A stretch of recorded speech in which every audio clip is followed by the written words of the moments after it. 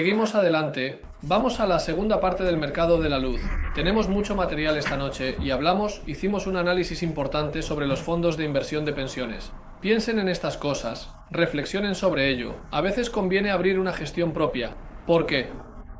Entonces quiero preguntar, ¿los fondos gestionados de forma autónoma superan a las casas de inversión?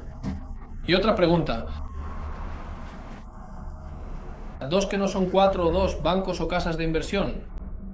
Entonces, primero que nada, empecemos con los bancos o las casas de inversión.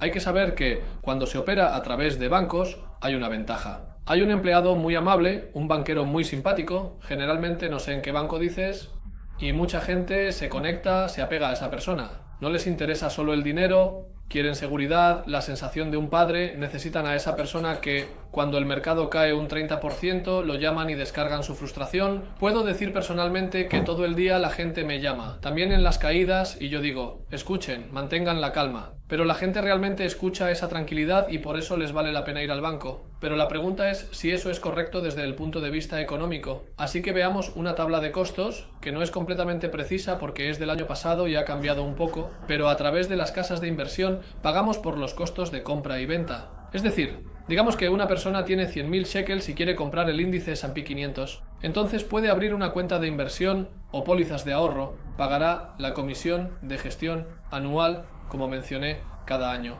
Y no tendrá ningún otro costo, salvo uno llamado resultados de gestión de inversiones, que no es un costo tan pequeño. Al final, el gestor de la cartera tiene que comprar, tiene que vender y eso se traslada al cliente.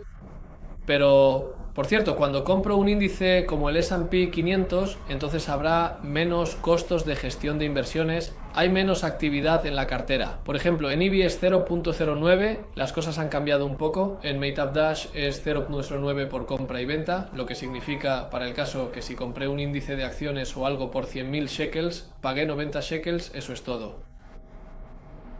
Y si ahora voy a mantener ese dinero durante 20 años, entonces pagaré 90 shekels. Y tendré otra comisión que se llama costos, cuotas mensuales de unos 20 shekels aproximadamente en las compañías. De nuevo, esto varía, depende de la negociación. Por lo general, en el primero o segundo año se puede eliminar completamente. Excelente incluso ofrece 0.08 o 0.07 y también en Meitab Dash Trade se puede negociar para obtener incluso eso.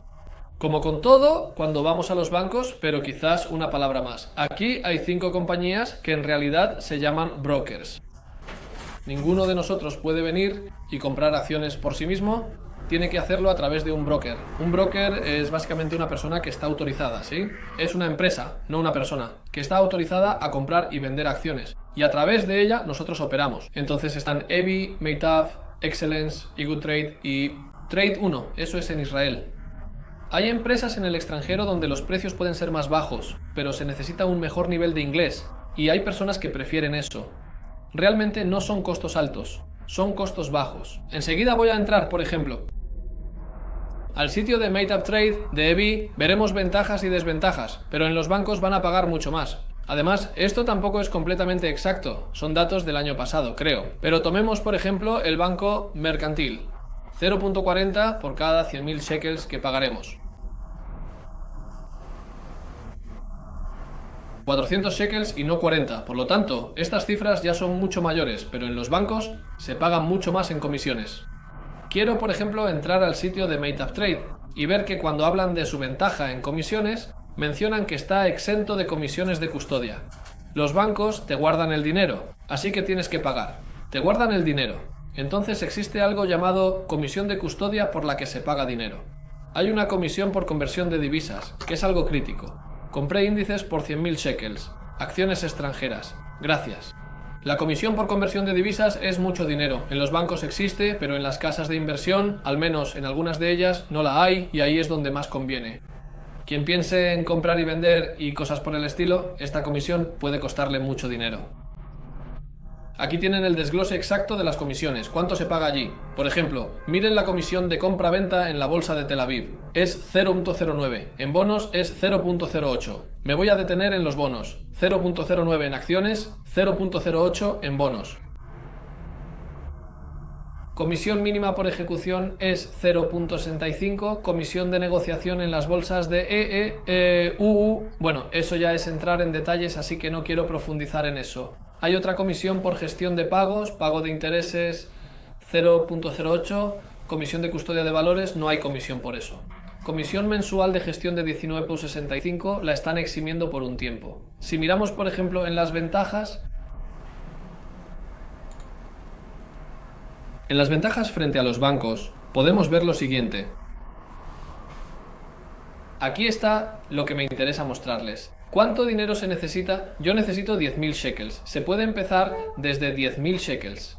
Por cierto, en el fondo de inversión, Gmail se puede empezar desde 200 shekels. Eso también es una ventaja del fondo Gmail sobre estas opciones. Por otro lado, 10.000 shekels todavía no es mucho dinero. Así que, para quien tiene miedo de poner el dinero... Estos brokers que mostramos, Meitav, IB, Excellence, no estoy apoyando a ninguna empresa en particular, así que cada uno debe hacer sus propias verificaciones y consideraciones, pero ellos están regulados por la autoridad de valores. Quizás no es la misma seguridad que dejar el dinero en el banco Leumi, pero no está muy lejos de eso. No está muy lejos de eso, y quien, por ejemplo, tiene dinero a través del banco, definitivamente le conviene cambiar. Una de las razones para ello son las comisiones de corretaje.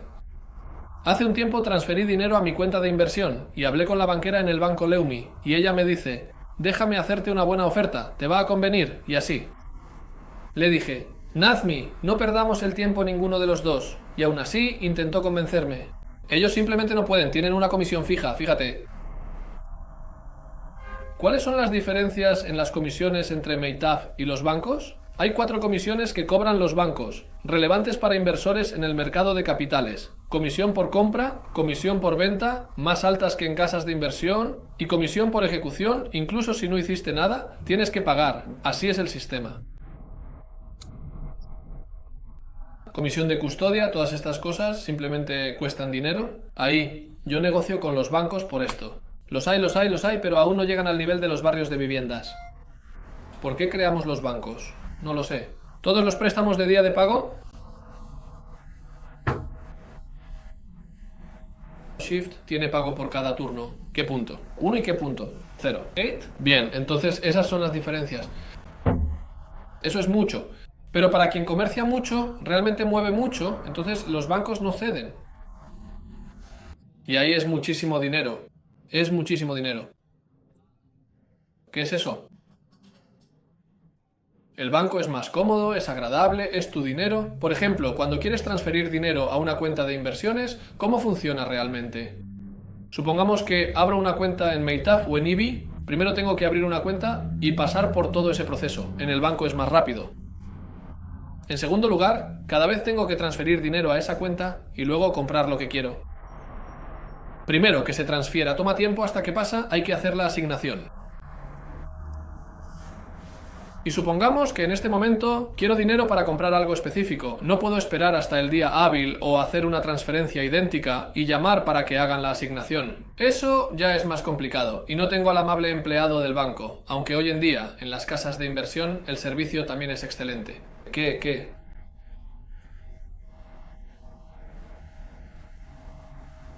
Eso. No, para los ciudadanos estadounidenses ya se vuelve algo complicado. Hay que revisarlo. Eso ya es otra historia. Eso ya es una historia completamente diferente. También está el tema de la fiscalidad. Pero en cualquier caso, debido a estas comisiones principales, por lo general es más cómodo y más barato, no más cómodo, a través de las casas de inversión. Tampoco es tanta la diferencia. Las aplicaciones de la mayoría de las casas de inversión son peores, sí. No sé por qué. ¿Pero qué es eso?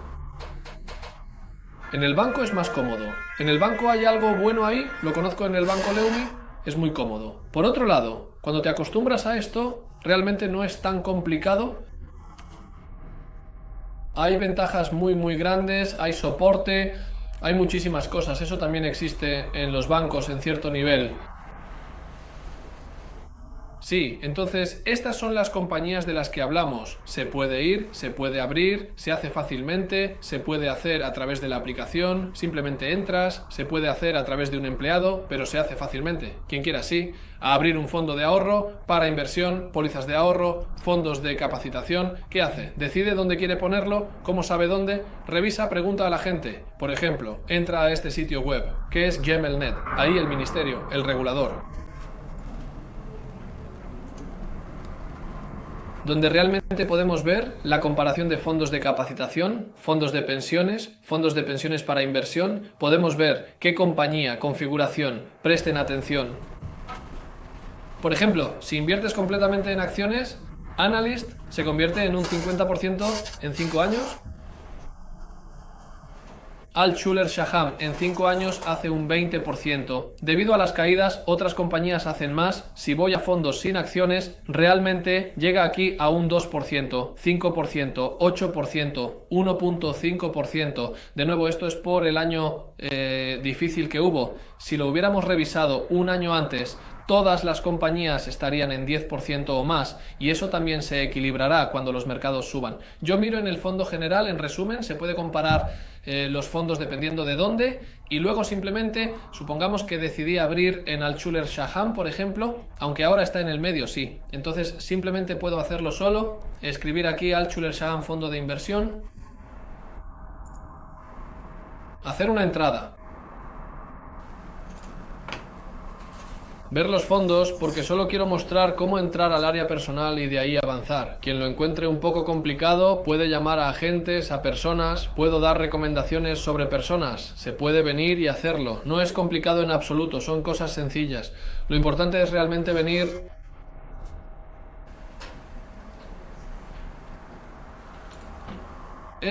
y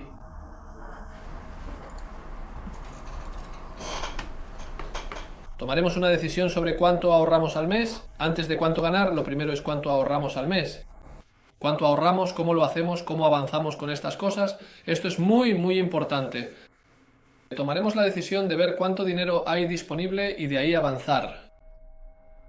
Quiero hablar sobre una de las cosas más increíbles. Si existe una octava maravilla en el mundo, entonces esto también es una maravilla. Apalancamiento. Hay una frase en inglés, el dinero de otras personas. Está escrito en el Meiri o en algún otro. Me lo mostró. Me envió un cuaderno judío en el que el año pasado puso mis notas y recopiló todo el tema económico de fuentes explícitas, de los primeros y de los antiguos. Muy, muy interesante. Lo compartiría porque realmente es fascinante. No tengo otra forma de decirlo.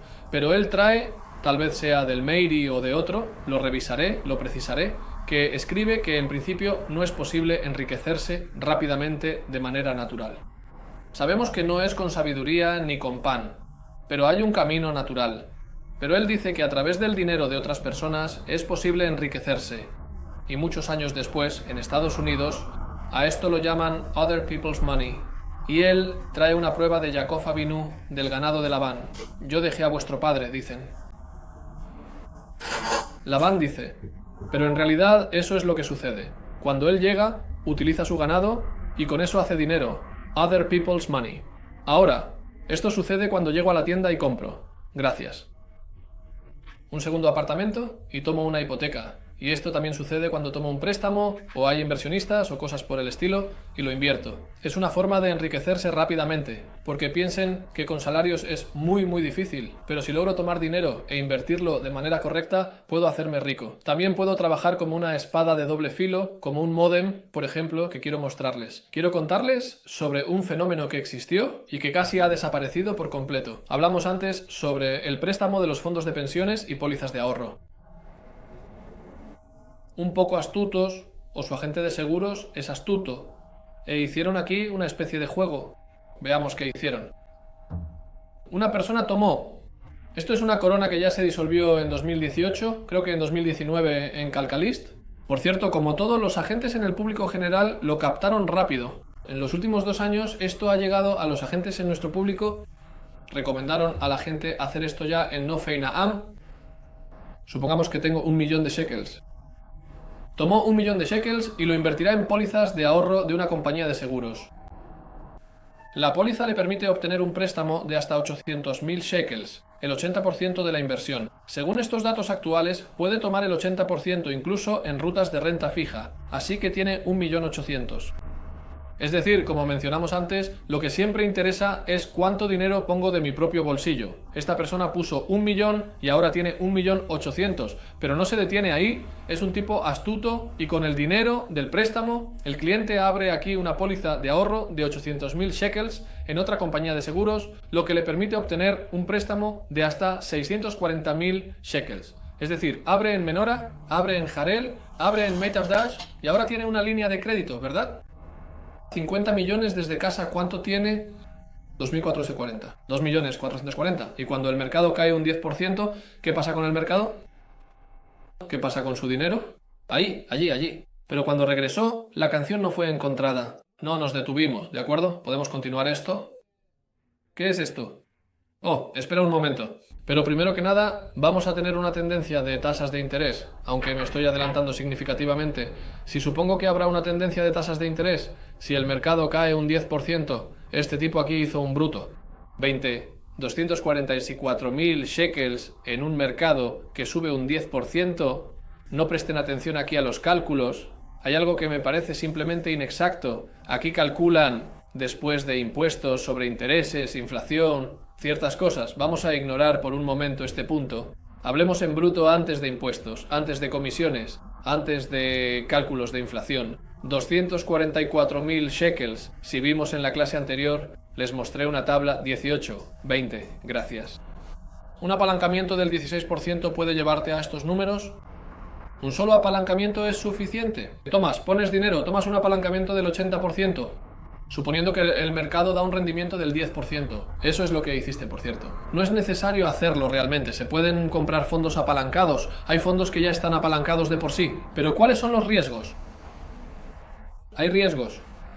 Primero que nada yo traigo a Milan. Ahora IMETS es integral. Esta persona ha estado celebrando en los años anteriores, está celebrando ahora, pero hay que recordar que aquí tenemos un tiempo de respiro. Normalmente tenemos 7 años en los que no es necesario devolver ese dinero.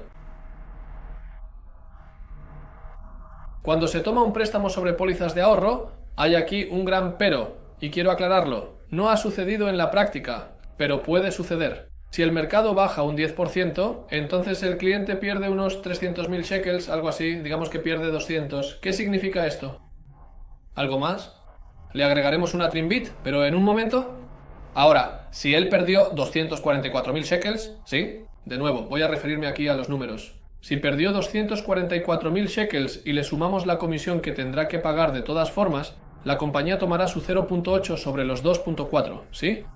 8.000 shekels por cada millón. 24.000 shekels más, ella lo tomará. Ellos le cuidan el dinero. ¿Y qué va a pasar aquí? Que él va a estar en pérdida, el capital lo traerá de casa. 1 millón de shekels menos 240.000 shekels, le sumamos la comisión y llegamos a cifras de casi 700.000 shekels, que es lo que le queda. Entonces, ¿qué pasa cuando el mercado cae? Con una caída del 30%, el cliente ya pierde cerca de 700.000 shekels o más. ¿Qué es esto? Después de un año, y esto puede pasar, conozco personas que hicieron apalancamientos así en niveles muy altos. Los mercados del año pasado cayeron muy fuerte con ese tipo de apalancamiento. Los mercados cayeron un 20%, ¿sí? Entonces, fíjense qué le pasa a esa persona. En principio, su dinero se borra. El capital propio se borra. El capital propio se borra, correcto.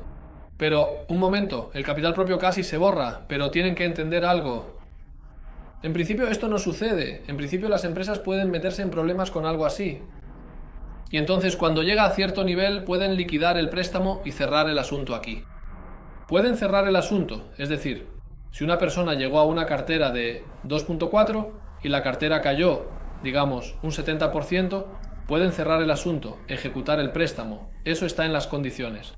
¿Eso pasó? ¿Estuvimos ahí? ¿Alguien más a quien le pasó? No. En acciones sí lo hacen, pero en los fondos también en las pólizas de ahorro, no se lo hicieron a la gente porque había demasiada gente involucrada. Eso habría causado un gran problema. Pero en principio se puede hacer y es algo muy peligroso. Ahora, sumemos a esto la dependencia de la tasa de interés. Una persona tomó un préstamo al 1.1, ahora está en 5.25 y ahora el 9.8. La Fed subió la tasa de interés y probablemente también la subirán aquí. Y si hablamos de otra subida, ya serán otros números. Ya no vale la pena tomar ese riesgo, Así que conozco a muchas personas que tomaron apalancamiento y realmente lo devolvieron. En escenarios optimistas creemos que la tasa de interés bajará y los mercados subirán. Entonces es muy posible que sí valga la pena, también depende del punto de entrada al mercado. ¿Por qué digo todo esto? Primero que nada, no me opongo al apalancamiento. En definitiva, quien quiera ganar dinero tiene que hacerlo a través de apalancamientos.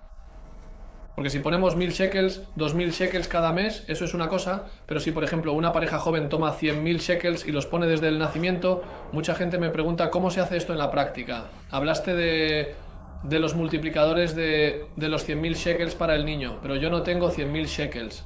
Pero si esa pareja consiguió hoy 100.000 shekels, que los tomó a una tasa de interés baja, abrió una cuenta o consiguió algo al abrir la cuenta, se puede obtener hoy en día a Prime más 1% y antes era Prime menos, así que es cierto que hoy no conviene. Es caro, pero en principio los mercados, algún día, en teoría, las tasas de interés se corregirán y el apalancamiento puede ser algo maravilloso y también puede ser muy peligroso. Entonces, ¿cómo se calculan estas cosas? Antes, todavía hay que ver cuántos intereses estoy pagando, cuál es el nivel de apalancamiento de la cartera, qué pasaría si realmente tomamos en cuenta esos escenarios extremos, no entrar en apalancamientos tan fuertes con tanto dinero y realmente hacer los cálculos frente a la tasa de interés, frente a los rendimientos, en qué punto se encuentra hoy el mercado, y eso ya son cosas complejas, que hay que venir y analizarlas. Yo, en definitiva, solo hago accesible aquí el conocimiento, pongo a disposición las herramientas y las cosas, pero es algo que hay que saber, que uno puede enredarse mucho con este asunto, se puede empezar incluso sin un análisis propio. ¿Cómo eres tú el prestatario del banco? Cierto. El problema es que hoy en día el préstamo cuesta dinero, cuesta prime más 1, más 2, más 3, así que no es seguro. Porque si un joven, por ejemplo, llegó y tomó un préstamo a prime más 3, entonces hoy está pagando 8,75. Eso lo pagas con seguridad y entonces ya se vuelve una historia. Amigos, quiero compartir con ustedes, quizás no podamos cubrir mucho, pero sí quiero... Un momento, sí, solo para terminar con la parte práctica. Si quieren un préstamo, hay muchos agentes que cobran dinero, 1.000 o 2.000 shekels, por este préstamo de las pólizas de ahorro. Se puede hacer esto solo, hay que saberlo. Tienen derecho a cobrar, pero es algo que fácilmente se puede hacer por cuenta propia. Entran al sitio web de Zilan Dipon, de Migdal. Pueden venir y tomar el préstamo, no es un problema. Quiero hacerles una pregunta. Hoy mismo vino a verme un judío. Voy a difuminar un poco los detalles, pero él hizo la siguiente pregunta. Él está planeando vamos a hacer un verdadero análisis, porque esto ya es bajar al nivel práctico. Una persona llega y pregunta, tiene 10 hijos, supongamos que tiene 10 hijos, para que hagamos todo a lo grande. Él quiere dar a cada hijo 120.000 shekels, él no es un lituano que da mucho dinero, él da 120.000 shekels a cada hijo, dudaba entre 100 y 120, algo así. Además, ¿hay costos de boda? ¿Metimos todo dentro? Sí. Después de eso, él calculó que llegaría en total a 160 o 170.000 shekels. No entro en los números, no estoy seguro de que tenga razón, pero supongamos que sí, incluyendo los costos de vivienda, porque esos son los cálculos que hicimos. Ahora, ese judío tiene aproximadamente 800.000 shekels en efectivo, que recibió de la venta de un departamento. Él no sabía, no prestó atención al tema de la distribución del impuesto sobre la ganancia de capital, vendió un departamento, le abrí los ojos. Entonces le sumó unos cuantos shekels más, tiene otros 400.000 shekels que debe recibir por otra cosa. En total llegamos a alrededor de 1.200.000. Ahora, ese judío dudaba, tiene que dar medio millón de shekels. Me estoy enfocando en parte de la historia que para mí es menos relevante y tampoco quiero entrar en demasiada exposición. Medio millón de shekels que debe entregar en un tiempo a alguien. También algo relacionado con una inversión, pero es dinero que no es relevante. Ahora él preguntó qué hacer. Después de un tiempo le pregunté. La pregunta que le hice fue: ¿cuándo necesita ese dinero, ese $500,000 de shekels? Aproximadamente dentro de un año, año y medio, tal vez 2 años. No es un plazo, no es un plazo, aunque las acciones estén bajando, no es un plazo. 500,000 shekels. Ahora la segunda pregunta que le hice fue: ¿qué pasa con los hijos? Entonces hay una hija de unos 20 años, una hija de 19, otra hija de 17. En resumen, en los próximos 5 años, si Dios quiere, terminarán el servicio militar. Él espera que 4 hijos. ¿Eso sucederá? Quizás sí, quizás no, pero aquí hay un rango que, si estamos hablando de 160,000 shekels por cada hijo o hija, llegamos a 640,000 shekels. Eso significa que es dinero al que no se puede tocar, porque de lo contrario se irá a los préstamos, y eso es justo lo que él no quería. Yo también puse esa opción sobre la mesa, pero él no quiso estar ahí, así que eso significa que es dinero a corto plazo. Por lo tanto, no es correcto ir con eso al mercado de valores, al menos no con la mayor parte del capital. De nuevo, lo desgloso en un plazo de 2 minutos después de que lo hayamos hecho. Y sí, después de que estamos aquí, después de 2 clases, todo está claro, pero estas son cosas que hasta que uno les facilita la información a las personas, toma mucho tiempo. Pero él hizo una pregunta. Le ofrecieron un departamento. Un segundo departamento, digamos, por 1.300.000, algo así era. Era 1.120.000. Le hice la cuenta. Un segundo departamento implica impuestos y él no quiere registrarlo a nombre de los hijos. Tiene varias razones. Puede que tenga razón, puede que no. En realidad, aquí llegamos más o menos a 1.300.000.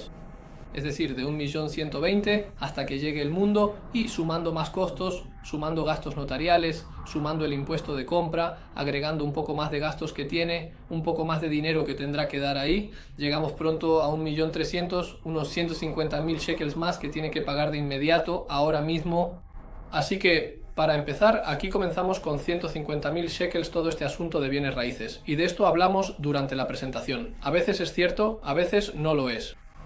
En este caso son 150,000 shekels, pero no es solo eso. Le dije de manera muy sencilla: si hoy llegas y este dinero es para 1 o 2 años, entonces realmente no vamos a tomar demasiados riesgos. Tu única opción es ponerlo en los bancos, donde puedes obtener un 5.5% o incluso un poco más, como mencionamos antes. Ahora lo han bajado un poco, pero sigue siendo al final una cuestión de negociación.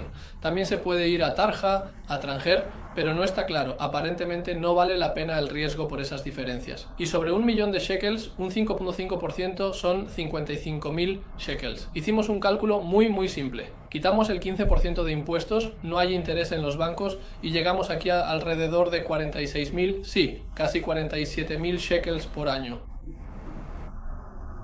Eso es mucho dinero, es casi un 5%, 4.7% neto, limpio. Es dinero, es dinero. Si le sumamos eso a los 150,000 shekels, con los que tiene que empezar con el experimento y todas esas cosas, llegamos aquí a unos 200,000 shekels. ¿Cuál es la pregunta aquí? No es que no sea correcto comprar bienes raíces, pero no termina ahí cuando compras bienes raíces. Supongamos que compras el departamento. Por cierto, otra pregunta muy importante, que fue una de las primeras preguntas: ¿el departamento está por debajo del precio de mercado? La respuesta fue tal vez en un 20-30. Si él me hubiera dicho: escucha, este departamento, los contratistas de al lado lo están vendiendo en 1.600.000, 750,000, eso ya es otra historia, porque hoy estoy recogiendo dinero del suelo. Entonces todo este cálculo cambia. Pero comprar un departamento a precio de mercado, un segundo departamento, casi nunca vale la pena económicamente, a menos que contemos con un aumento de valor muy fuerte. Y generalmente, departamentos de 1.300.000, el aumento de valor será en zonas periféricas y ese aumento de valor no será muy fuerte, el alquiler tampoco será muy alto. Pero lo segundo que hicimos, mira, incluso tengo aquí la calculadora encendida, le abrí la calculadora de hipoteca, Aquí, ciérrala. Hay un sitio web llamado Artist Resource. Es un sitio web muy bueno. Un pintor de los canallas. ¿Quién a mi modo de ver sería tan tonto aquí? Fíjate, tomé una tasa de interés del 6%, ¿de acuerdo? Nos salió la cuenta de que si Adira tiene que sacar una hipoteca de 840, no voy a entrar en los números con ustedes. Así que aquí estamos con una tasa de interés del 6%. Sí, una segunda vivienda, supongamos que es un poco menos, pero también podría ser más. 6%, 5.000 shekels, 10 meses. Que hiciste algo que De aquí pagas el dinero, 5.000 shekels, entonces la respuesta era el alquiler. Pero el alquiler le parece que va a recibir 3.500. O sí o no, vamos a descontar un mes al año porque siempre conviene descontar un mes. Sí, gracias a Dios no pasó nada, entonces genial, pero si descontamos un mes al año, de repente nos encontramos aquí con diferencias de aproximadamente 2.000 shekels al menos por mes y con todo tipo de costos llegamos a tener que agregar más dinero del bolsillo. Una familia que vive realmente al límite, vive de shekel a shekel. Si sumamos aquí el reembolso total, él pagará 1.813.000 por esta hipoteca a lo largo de todo el periodo, lo que significa gracias. Si alguna vez el departamento costó 1.120.000, sumemos los costos de impuestos y todo lo demás, sumemos los costos de los intereses, entonces este departamento tendría que valer 1.813.000 más los costos de financiamiento, impuestos y todo lo demás. Aquí llegamos casi a 2 millones de shekels. Él necesita que el departamento en algún momento alcance ese valor para que esta transacción no termine siendo una pérdida. Puede ser que este departamento suba de valor, porque estamos hablando de aquí a 30 años, pero por otro lado, puede ser que este departamento puede que llegue a esos números, ¿no? Digamos aquí 1 millón, por ejemplo, hoy está en 1.120.000, puede ser que llegue, muy probablemente llegue en otros 30 años, puede ser, también puede ser que no, pero puede ser que llegue, pero tiene que recorrer todo ese camino. Esto, por ejemplo, es una transacción y es un análisis sencillo. Yo no me defino como asesor de inversiones, ni como asesor inmobiliario, pero son cosas simples, cualquiera de nosotros puede hacerlas. Ustedes pueden venir y analizar transacciones, algo así no vale la pena, no es una buena transacción en mi opinión. Es correcto tener esto en cuenta, pero los costos de financiamiento aquí son muy altos. Y la siguiente pregunta que le hice fue, ¿cuándo piensas vender la propiedad? Entonces me dijo, tengo hijas, así que creo que en unos 5 años. Así que veamos qué pasa en 5 años. Aquí abrimos... ¿Recuerdas esa frase de Einstein? El que entiende esto gana, el que no, paga por ello. Todo empieza y termina con el tema del financiamiento y la tasa de interés. Yo he visto, me he reunido con personas, todo tipo de asesores inmobiliarios famosos que les ofrecieron transacciones, pero no hicieron la pregunta básica. ¿Cuándo van a vender la propiedad? Si miro aquí y observo el cuadro de amortización de esta hipoteca, fíjense, el sistema Spitzer, no me voy a extender mucho en esto, Jana hablará de ello. 4.200 shekels en intereses en el primer mes, 836 en capital. Ahora corro 5 años, ¿de acuerdo? 60 meses. Llego aquí a 5 años, a 4.000 shekels. Hagamos un promedio de 4.500 que pagó en esos 60 meses, porque sé que empezamos con mucho más. Llegamos aquí a de aproximadamente 270.000 shekels que pagó solo en intereses. Sumemos a esto las pérdidas en estos 5 años. Si él pone el dinero en el banco, no estoy seguro de que el banco le dé durante todos esos 5 años un interés del 5,5%, pero supongamos que durante 2 años en algunos lugares se puede ser realista y optimista y pensar que se puede obtener algo así, y los 2 años siguientes bajemos ahí un 1,5% cada vez. Aquí tenemos otros 250.000 shekels según el cálculo aproximado, sumémoslo a los 270.000 shekels, él pierde en estos 5 años 500.000 shekels. Esto es un análisis de algo que a primera vista parece wow, maravilloso, fantástico, que vale la pena, pero no conviene. Así que este tema de los intereses es lo primero que hay que revisar, ¿sí? El cálculo está claro aquí. Este es un cálculo en el que nos sentamos aproximadamente 1 hora y media, porque de nuevo ustedes están aquí después de las clases y todo eso, pero cuando la gente quiere profundizar en estos temas y análisis puede tomar incluso horas y es un tipo inteligente. Y estas son las conclusiones que salieron, ¿Qué sí le dije? Le dije que lo revisara, le di cifras de varias personas que a veces tienen apartamentos por debajo del precio de mercado y nunca se sabe si realmente lo han verificado, pero si una persona consigue un apartamento por debajo del precio de mercado, por ejemplo, si hubiera conseguido, como dije, 300, 400.000 por debajo, entonces la historia sería completamente diferente, la historia sería totalmente distinta. Pero si no es así, generalmente no conviene, no es rentable, hay que tener mucho cuidado con eso. La gente corre y compra apartamentos y no gana dinero. No solo que no ganan, sino que pierden. La financiación es muy problemática. La financiación es realmente muy problemática. Hay que saberlo.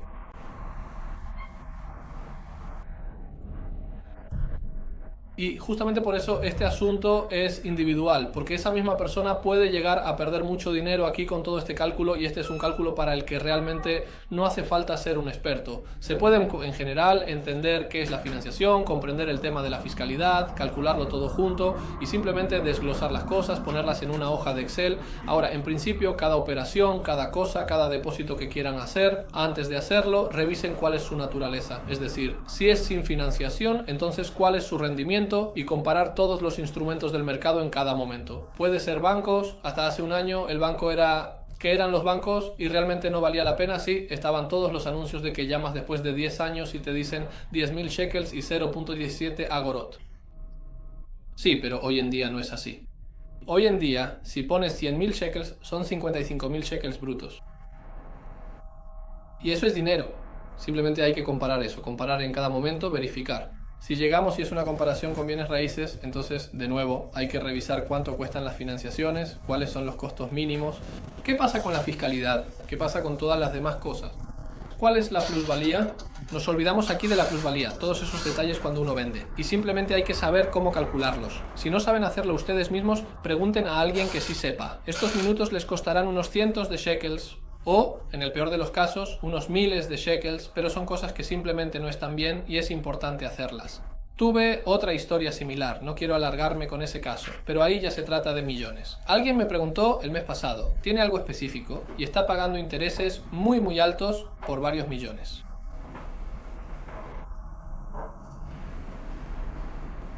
La pregunta era si vendería la propiedad o no. Si la vende, le queda dinero, y de nuevo hicimos el mismo cálculo. Vimos que incluso si solo va a los bancos, le queda mucho dinero. Por cada millón de shekels, 55.000 shekels al año. Por otro lado, si lo ven desde la otra perspectiva, él paga prime, más un porcentaje, 2, 3, ya son cifras completamente diferentes. Por eso, generalmente hoy en día, en muchos casos, conviene intentar reducir los apalancamientos, reducir los préstamos. No siempre es correcto. Si una persona tomó un apalancamiento y tiene una propiedad que vale un 20-30% menos que el precio de mercado, entonces le conviene quedarse ahí, incluso si los precios de los departamentos bajan un poco más. Simplemente hay que analizarlo, saber examinar estas cosas de la manera correcta. Creo que hemos presentado estos principios de forma muy clara. Muy claro. Y no hay un final para estas cosas, pero esa es la mentalidad que se debe tener. Esa es la mentalidad que se debe tener. Es muy posible que en la prueba que hagamos, nosotros vamos a hacer una prueba. Con la ayuda de Dios, la próxima semana estará aquí Yanai Coel. Con la ayuda de Dios, él hablará sobre el peso del error. Después de la festividad vendrán trabajadores que hablarán sobre bienes raíces. Luego habrá temas de impuestos, cosas que pensaron sobre contabilidad, una clase sobre negocios. Y después yo regreso y habrá un examen. Sí, va a suceder. Va a suceder en la semana del Lag BaOmer, la parte de BaOmer, por supuesto. Habrá un examen en la segunda parte de la clase sobre todo lo que hemos aprendido hasta ahora. Y quizás también daremos algunos ejercicios de contabilidad. No es algo para complicar a nadie, por supuesto. Es simplemente para practicar la parte práctica. Les conviene cuanto más trabajen su mente así, y de nuevo sé que hay quienes tienen una mentalidad más contable y quienes menos. Pero esto nos lleva a un nivel completamente diferente, a otra forma de contabilidad, a otros enfoques. Es algo totalmente distinto en estos momentos. Bien, pues sí, claro que sí. Entonces, creo que el árabe, en verdad, lo entendí muy bien y de forma clara. Mucho. Debido a que miraste el paisaje, entonces entra en los opuestos. Eso puede ser desde el silencio y también puede ser desde la acción. Entonces, ahí estás, pusiste ahí 1.000.000 de shekels, lo pusiste en bonos, y ves que los bonos dejan de pagar ese interés fijo, quieres transferirlo a acciones, y entonces dices, bueno, las acciones ya subieron. O sea, entras en un mercado más como a largo plazo, como para socios. Exactamente, sí. Entonces, y trajiste el tema. Suficiente. Entonces, es una pregunta difícil. Por lo general, el mercado ya valora todas estas cosas. Mucho antes de que realmente suceda, quien sabe un poco cómo identificar tendencias y eso, el mercado siempre lo valora antes. Por ejemplo, si tomamos los precios de los bienes raíces, no bajan realmente, aunque el índice inmobiliario se desplome, así que probablemente eso terminará afectando. Por eso se pueden identificar estas tendencias y sí atrapar al mercado en el momento adecuado. De nuevo, hay que estar más atentos, en cualquier caso. Dado que no somos profetas y no tenemos conocimiento, no tenemos lo que no se puede prever, seguramente al final será mejor. Entonces está claro que no tiene ningún sentido comprar ahora un departamento cuando puedo recibir un 5.5% en el banco sin miedo.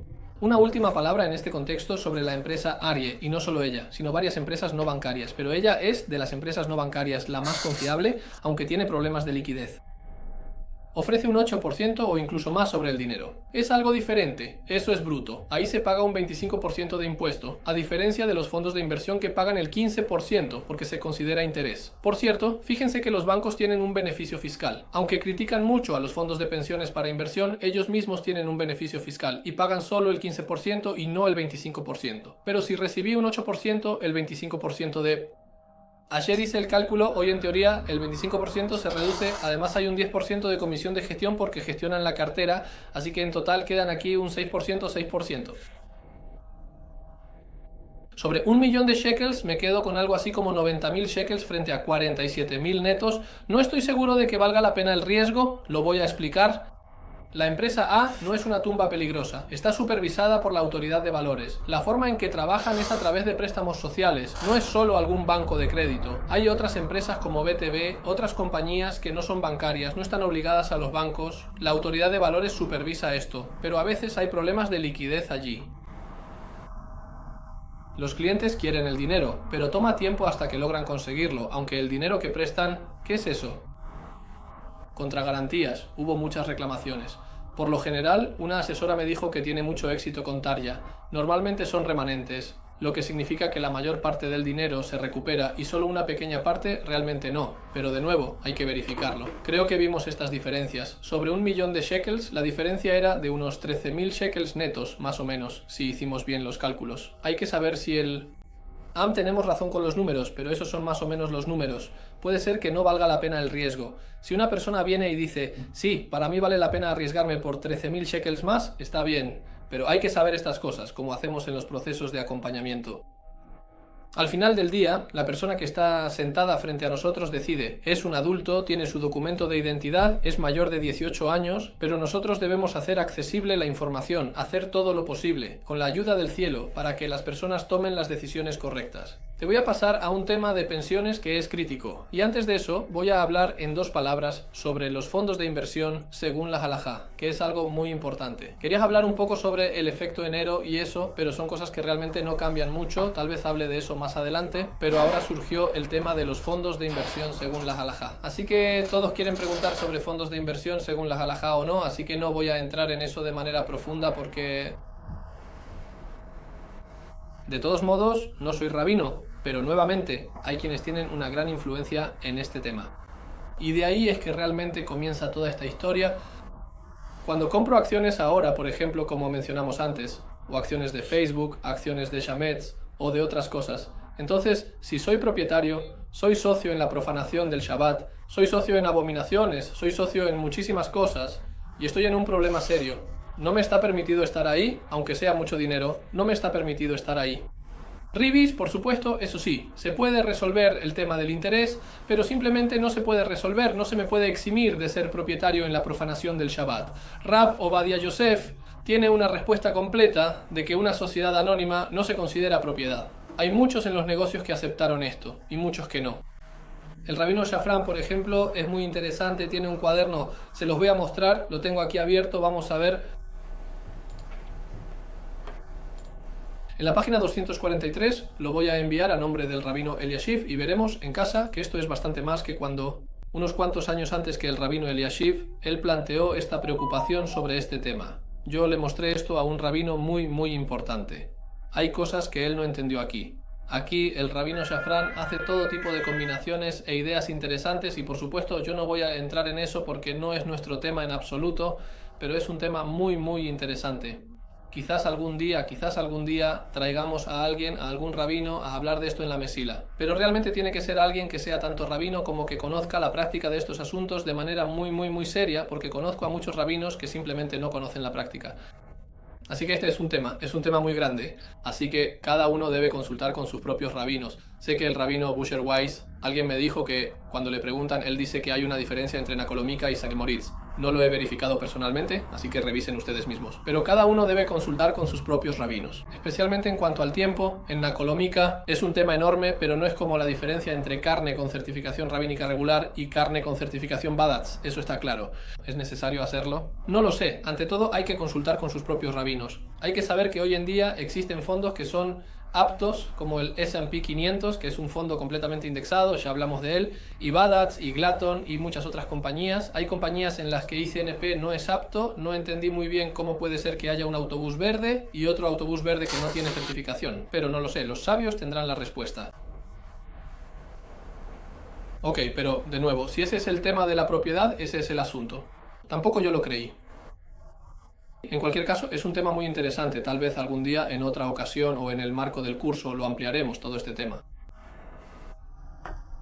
Vamos a pasar a las pensiones y solo me queda desearles que siempre sonrían como estas personas después de subidas. Recuerden que hubo muchos días en los que no sonríen, están tristes, pero sin relación con las subidas, siempre debemos sonreír, siempre estar felices. Así que hablemos de pensión, que es una de las cosas más importantes. Entonces, ¿qué es una pensión? ¿Cómo se calcula la aportación? ¿Cuánto se debe aportar? ¿Qué hay que revisar? Comisiones de gestión, fondos y rendimientos, aspectos fiscales. Vamos a sumergirnos en esto rápidamente. Ya hablamos un poco al respecto, pero por eso dejé un cierto periodo de tiempo. Entonces, la pensión básicamente se divide en tres cosas principales. Pensión de vejez, pensión por invalidez, pensión para sobrevivientes. Pensión de vejez, hablamos sobre el coeficiente de la pensión. Si ahorré 1.000.000 de shekels, eso me espera, digamos, para 200 pagos, con un coeficiente de pensión para 200 pagos, recibo 5.000 shekels al mes.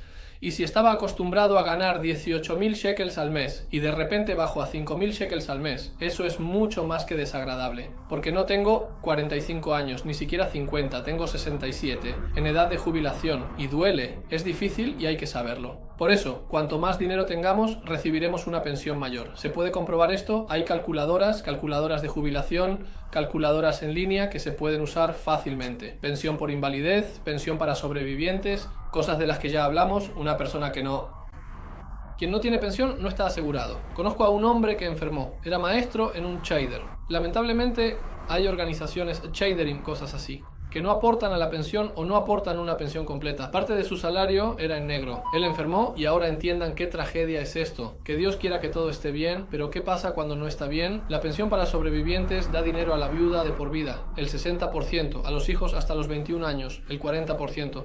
Es algo que hay que saber, y todo aquel que trabaja y no está asegurado debe entender las consecuencias de estas cosas. El 40% del salario, si el salario es de 10.000 shekels, el salario asegurado, entonces cada hijo recibe 4.000 shekels. Es algo que marca la diferencia entre una familia que se derrumba. Dios no lo quiera que haya que molestar a los fondos o a la familia para que esto continúe. Así de simple es. Uno de los recaudadores de grandes pensiones me dijo, si la gente entendiera esto, nos ahorraríamos un cuarto del trabajo. Desde el principio, sí. Sin lugar a dudas, el asegurado y el registro, él está asegurado, ¿verdad? Ya hablaremos de eso. No es necesario decirlo, es una cuestión obvia.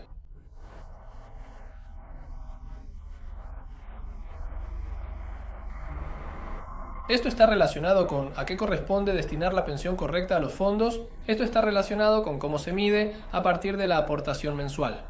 La pensión de vejez se determina según el coeficiente. ¿Qué? Él recibirá. Ese es precisamente el tema del componente del seguro. Ya llegaremos. Él recibirá. Una pensión de invalidez significa que, Dios no lo quiera, una persona pierde la capacidad de trabajar, no puede trabajar, de repente tiene una discapacidad, tiene alguna condición específica, recibe el 75% del salario. Pero debo aclarar que esto no siempre es así, porque una persona, por ejemplo, que era banquero o trabajaba en la producción de electricidad o en algo específico, puede hacer otra cosa. Entonces, para la compañía de seguros, la compañía de pensiones dirá, trabaja en otra cosa. Por eso se puede añadir un componente. Por ejemplo, un seguro de directivos sin entrar en las diferencias. Pero el seguro de directivos te cubre completamente. Se puede hacer un complemento, lo que se llama en realidad un paraguas de seguro. Si es necesario o no, ya hablamos de eso. No estoy seguro de que sea parte de nuestro esfuerzo. Cada uno cambiará su parámetro, pero es algo que hay que analizar y considerar. Hay que recordar que la gente joven, incluso si por alguna razón Dios no lo quiera, no pueden trabajar, no querrán no trabajar. La mayoría de las personas personas no querrán no trabajar. Nadie quiere a los 30 años estar sin hacer nada hasta que se le salgan los ojos. Así que, en la práctica, esto no se reflejará. Pensión presupuestaria y pensión acumulativa. Quiero enfatizar esto porque es importante. Aquí hay un problema oculto que hay que conocer. En la parte de la pensión presupuestaria, la pensión de la mayoría de las personas que están aquí en la sala es una pensión acumulativa, lo que significa que cada mes les descuentan algo del salario, ya veremos cuánto, y ese dinero se acumula. Lo que hayan acumulado es lo que recibirán, lo que haya en el fondo es lo que habrá. Quien se prepara antes del sábado, comerá en sábado. Quien ponga más dinero en la pensión, recibirá más dinero. Hay algo llamado pensión presupuestaria. Dos miembros del Knesset, no recuerdo ahora sus nombres, de los años 60-70, la generación anterior era maravillosa. La generación joven sostendrá a la generación mayor.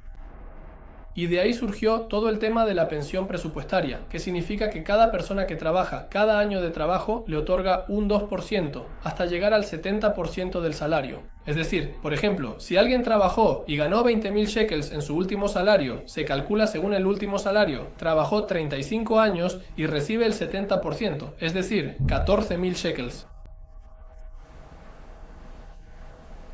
¿Quién es el Estado? ¿Quién paga impuestos? Pero sí, es el Estado. Al final, todos pagamos impuestos, impuestos directos, impuestos indirectos, pero al final todos lo pagamos. Y sí, estas personas, la generación actual, sostiene a la generación anterior. Gracias a Dios, esto se canceló en 2003. Enseguida hablaremos de eso. Sí, el ministro de Finanzas en tiempos de Netanyahu canceló este asunto. Es algo terrible, completamente terrible, no tiene ningún sentido.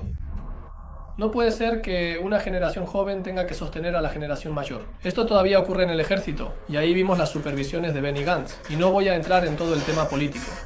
¿Pero qué es importante saber sobre esto? La mayoría de las personas que están aquí no lo tienen, hay personas mayores que sí lo tienen. Y ya me he topado en 3 ocasiones con esto. Ustedes saben, una persona trabaja, ya sea hombre o mujer, durante 30 años o incluso 31 años y eso es todo. Su ciclo laboral se les acaba y luego quieren salir a trabajar. Les mostré que, por ejemplo, si son 30 años, supongamos que una persona gana 20.000 shekels. En general, hablo de cifras un poco grandes para que se note la diferencia. 30 años son el 60%, 12.000 shekels para la pensión. Solo 5 años más de esfuerzo, eso ya son 14.000 shekels, son 2.000 shekels más cada mes para la pensión. Eso ya son otros números. Habrá quien diga, entonces no me interesan 2.000 shekels, 24 al año, 100.000 shekels en 4 años de extra, que es muchísimo dinero. Son 100.000 shekels durante la pensión, pero lo primero es que yo sepa esto. La gente no lo sabe, no presta atención, y otro punto, mucha gente también reduce. Cuanto más se acercan al final del trabajo, a la etapa de la jubilación, reducen. El último salario es el que determina, así que en los últimos meses tomen otro trabajo, hagan algo más, solo si es rentable, por supuesto. Solo si es rentable, en este caso no paga, es un problema oculto, ¿verdad? Funcionarios en los expedientes, personas con expedientes, todos los que trabajaron en municipios o algo así, y los que tienen más de 50 años o algo así, entonces tienen rentabilidad. Es decir, que tuvimos pensión en 2003 y hay que revisar eso. Y es un problema oculto porque la gente simplemente no lo sabe. Sin prestar atención, una vez tuve una señora que se sorprendió al descubrir que no tenía pensión, pensaba que seguro tenía fondos y sí, también vimos que eso es lo que pasa allí. Entonces ese es el punto, hay otras partes y cláusulas, pero son cosas menos relevantes, no vamos a ponernos ahora a estudiar todas las partes de esto. El cálculo de la aportación, cuánto dinero nos aportan, entonces vean cómo se hace. Supongamos que una persona gana 10.000 shekels, la aportación es del 18.5%, recibe 1.850. En la siguiente distribución, esto es lo que exige la ley. Fondo de pensiones, que es la pensión, 6%, es decir, 600 shekels de los 10.000. El empleador aporta otros 650 para indemnización, que el empleador aporta, y además, de la parte del trabajador, otros 600 shekels. Es decir, en total, 1.850 shekels es lo que va a la pensión cada mes. Hablamos antes de que esta pensión es solo sobre el salario base no sobre los bonos. Solo cuando el empleador cada mes registra bonos y al final eso se convierte en parte del salario. Eso es una infracción de la ley. Hay precedentes judiciales en los que ya se obligó al empleador a pagar. Si esto le sucede a alguien, que piense si quiere entrar en un litigio legal. A veces no es necesario llegar a un litigio. A veces cuando se presenta una opinión legal, el empleador acepta pagarlo, pero hay que saberlo. Hay empleadores que pagan cada mes, parte como salario y el resto como bonos. En teoría esto no es legal. Bien, ¿qué pasa si una persona es despedida de su trabajo, lo despiden o renuncia y ahora le resulta muy difícil, pasa medio año sin dinero, sin saber qué hacer, entonces quiere usar la indemnización, así que presten atención, miren el pastel, este pastel, de él nos comemos un tercio. Voy a dar el ejemplo que he dado tantas veces. Quien compra pescado para el sábado el lunes y se lo come el miércoles. Quien no se prepara la noche del viernes, ¿qué comerá en Shabbat? ¿Qué comerá en la jubilación? Perdemos un tercio de la pensión. Así es. No estamos perdiendo el juego y ahora llegamos a otro punto. Hay algo llamado el artículo 14. El artículo 14, quiero hacer un análisis del artículo 14. El empleador aporta el 6%, pero ¿qué es la parte de la indemnización? ¿De dónde se deriva? Entonces, en principio no se debe aportar el 6%, se debe aportar el 8.33%, pero la ley exige el 6%. Y voy a explicar de dónde proviene eso. Si tomo el 100%, sí, el 100% se deriva del tema de la ley. La ley dice que para indemnizar a un trabajador, para compensar realmente a un trabajador, hay que darle un mes por cada año. Un mes por cada año significa que si tomo el 100% y lo divido entre 12, el resultado que se obtiene es 8.33, así que el empleador ya ha aportado el 6%. Debe completar otros 2.33, eso significa que cuando despide a un trabajador, entonces se toma 2.33 por mes multiplicado por 12, llegamos al 28% y eso lo multiplicamos por el salario.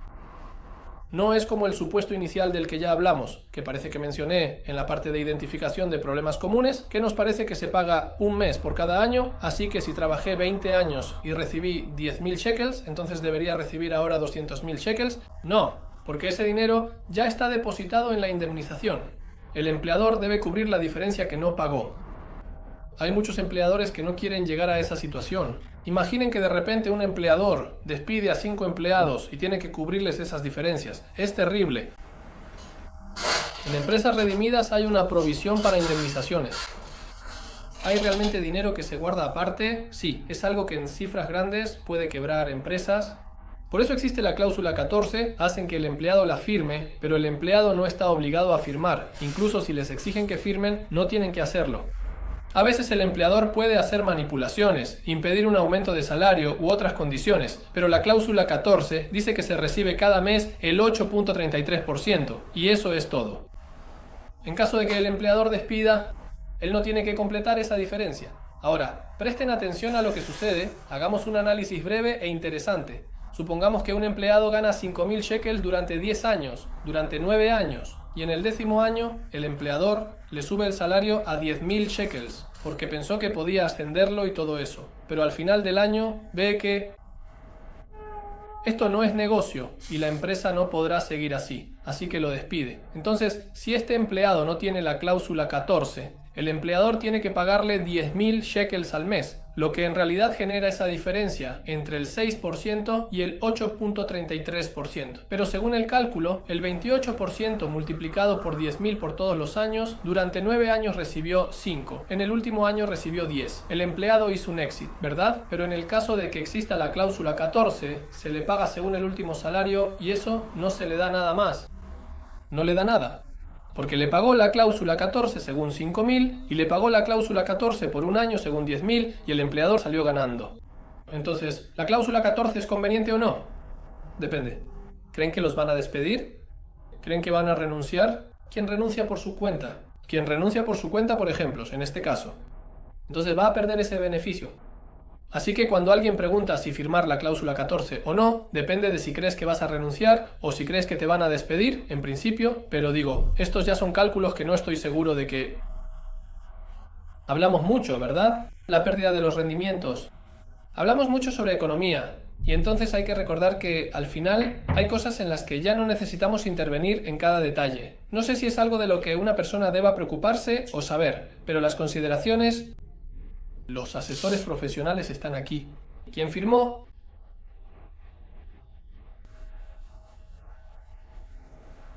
Esto lo sabía en 2012, debe hacerlo por sí mismo. Que no soy... No hemos terminado. Nada. Los trabajadores autónomos deben percibir pensión. Muchos de nosotros somos autónomos y no tenemos negocio. O bien tienen un negocio y no se jubilan, por lo que son excelentes para el cuidado del hogar. Ya hablamos sobre la prestación de honorarios. Es una pena que tanta gente enseñe a alumnos, emitan recibos por ello, recibirán dinero de la prestación de honorarios. Pero quiero hablar sobre la parte de la pensión. ¿Por qué es importante? El hecho de que aporte a la pensión ya lo están exigiendo este año. 500 shekels, pensión, seguro, estamos asegurados. Tendremos una pensión de vejez que... Esa es la ley. Existe un beneficio fiscal por aportar a la pensión. El conocimiento de la ley no exime de sanción. Hay dos beneficios fiscales por aportar a la pensión. Si paga desde China, existe una deducción fiscal sobre una parte de la pensión. No entraré en los cálculos de las autoridades fiscales. ¿Adivinar? No seré tímido, Doris se encargará de ello. ¿Qué debes revisar en la jubilación? Lo más importante, en primer lugar, cruces, señores. Hay un recibo de sueldo. En el recibo dice que mi salario es de 10.000 shekels, que 1.850 shekels cada mes. Pero la pregunta es si realmente ese dinero se transfiere. A la compañía de pensiones, ¿quién dijo que realmente se transfiere?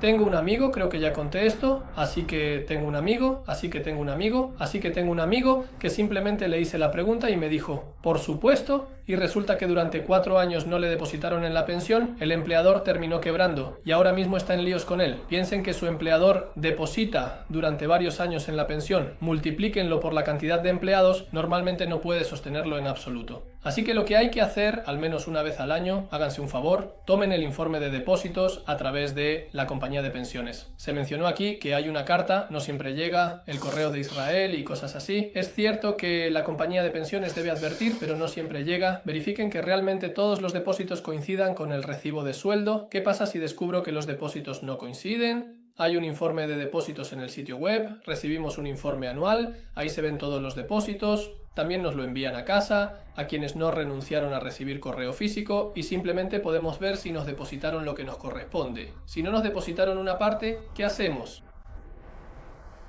Entonces eso es un delito, es cierto, pero hay que actuar con inteligencia. Es decir, uno puede ir al día siguiente al empleador y gritarle delante de todos en el Beit Midrash, frente al director del lugar, y perder el trabajo.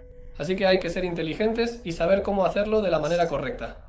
Porque estas cosas, sé lo molesto que es descubrir que nos han hecho una injusticia, pero estas cosas suceden. Les pasa algo a ellos, les pasa. Bien, sobre estos temas ya hablamos. Indemnizaciones, pérdida de capacidad laboral y pensiones de sobrevivientes, no me extenderé. Un aspecto crítico sobre el que quiero poner énfasis es mantener la continuidad de los ahorros previsionales al cambiar de trabajo. Si los despidieron o renunciaron, han pasado 5 meses y un día y todavía no están trabajando en un nuevo lugar y se rompieron la pierna, tienen una pérdida de capacidad laboral, no están asegurados después de 5 meses. Por eso es muy importante llamar a la compañía de pensiones, normalmente la compañía llama por sí misma, y pagar esos pocos shekels más, solo unas decenas de shekels más, y continuar la cobertura del seguro hasta 2 años. Se puede mantener la continuidad del seguro, esto es crítico, pero no es solo por la pérdida de capacidad laboral y las pensiones de sobrevivientes. No hay ninguna razón para no continuar, ya que de todos modos lo han pagado todos estos meses hasta ahora. Si el empleador solo está obligado a aportar a la pensión después de 6 meses, pero si ya tenían cobertura de seguro, si vienen de otro lugar de trabajo, entonces el empleador debe aportar retroactivamente desde el primer mes después de 6 meses. Es decir, en realidad, desde el primer mes debe aportar desde el primer mes. Por ejemplo, empezaron en enero, pero antes trabajaron con Rubén, y en abril, cuando termina el periodo, debe aportar retroactivamente desde enero.